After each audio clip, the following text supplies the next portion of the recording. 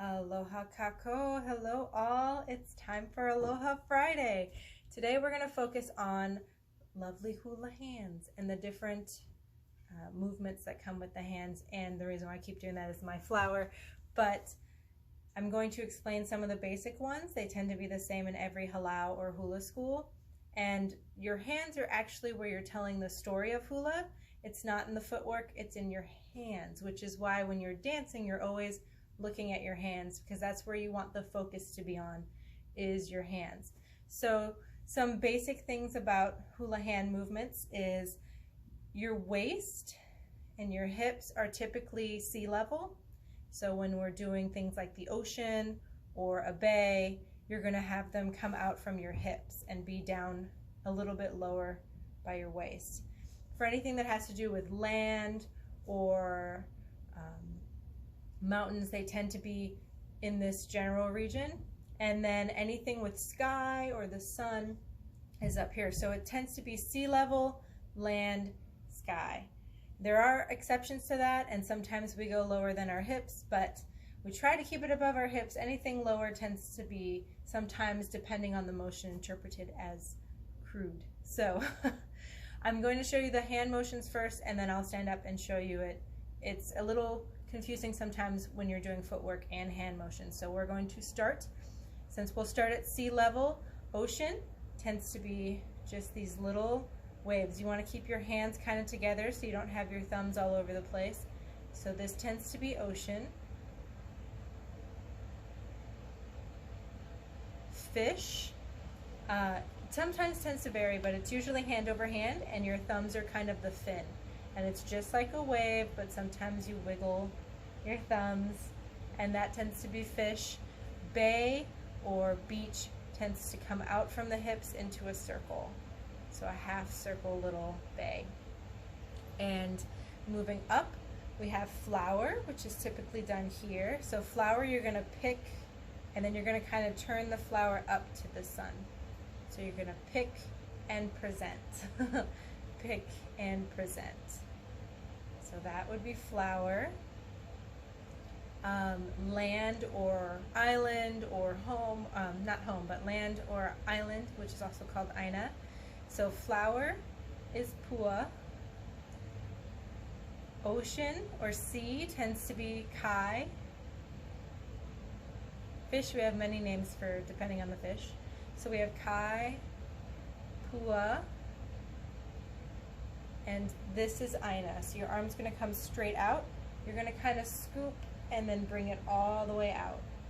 Switch, scoop, out. So you have a nice little flick of your wrist.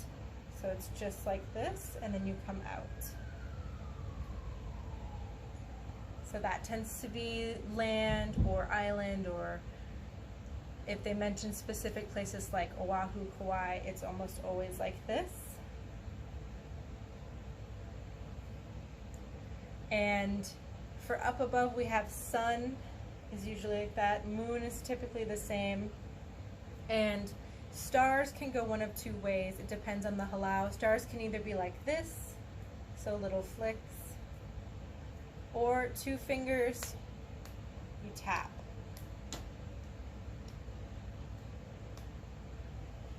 So that tends to be stars.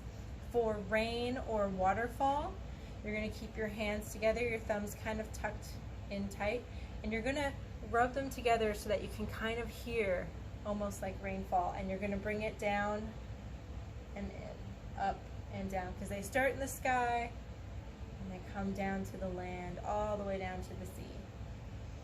And then we have some other ones that are like, when you're talking, you tend to talk like this. So whenever you're speaking or singing, or you want to announce something, it's done like that.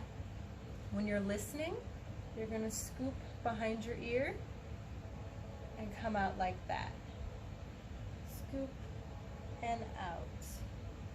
Scoop and out.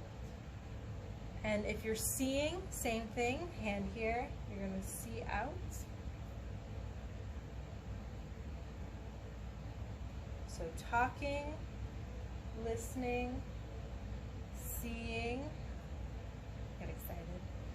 So we have sea, kai, fish, bay. We have flower or pua.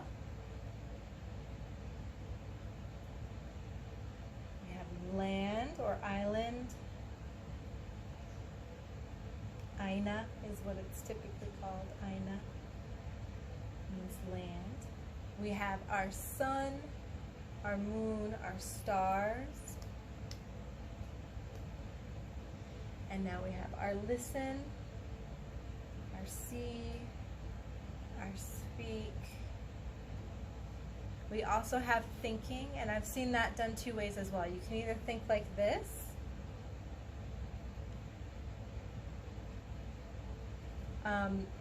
or you can think like this. So it just kind of depends on the halau, but those are pretty typical. So I'm going to show you what they look like with the footwork so you can kind of see how it goes, because typically your hands always go in the direction that you're going. It's confusing. I'll show you.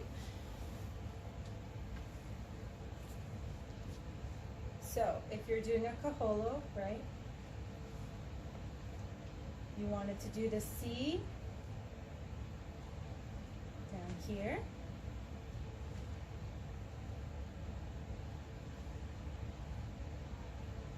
Like if you wanted to do bay, comes out like this. For whatever reason, I'm tempted to pair bay with an umi. But see how it's lower. It's not up here, it's down from your hip. And we have our fish.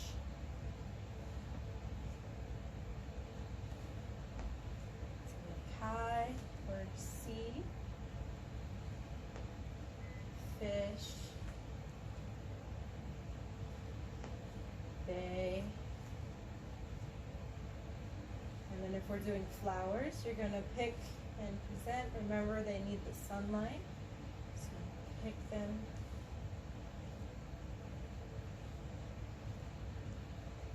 Land, I'm going to back up a little bit. Land, nice straight arms.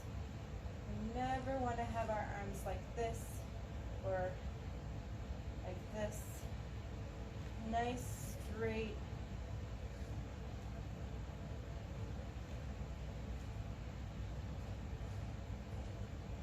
And then if we've got the moon,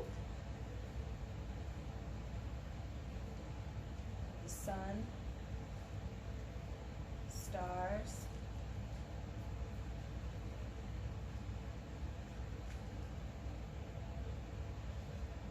we've also got our waterfall or our rain. So that actually usually goes opposite. Don't know why, couldn't tell you. I guess because it doesn't make much sense to go like this. Then you're walking into it. So that's the only one that's a little bit trickier. And then if you're talking, right? Come out like this, listening.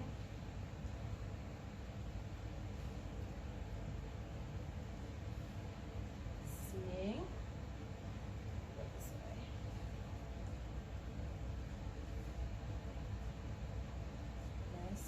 Nice strong elbows, keep them up. Thinking.